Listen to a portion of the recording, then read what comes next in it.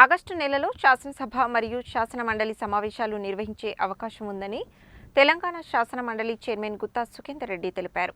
శాసనసభ, శాసన మండలి సమావేశాలు అసెంబ్లీ పక్కనే ఉన్న శాసన మండలి పాత భవనంలో నిర్వహించాలనే ఆలోచనలో ప్రభుత్వం ఉందని అన్నారు.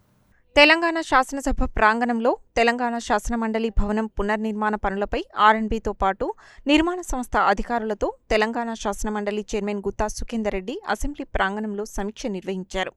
ఈ సందర్భంగా ఆయన మాట్లాడుతూ శాసన మండలి భవన పునర్నిర్మాణ పనులపై ముఖ్యమంత్రి రేవంత్ రెడ్డి ఆరా తీశారని, వచ్చే నెలలో జరిగే శాసనసభ సమావేశాలు పాత భవనంలోనే నిర్వహించాలని సీఎం ఆదేశించారని చెప్పారు. పనులలో ఎలాంటి జాప్యం చేయకుండా వేగం పెంచాలని, ఆగస్టు 15లోగా పనులన్నీ పూర్తి చేయాలని సూచించారు.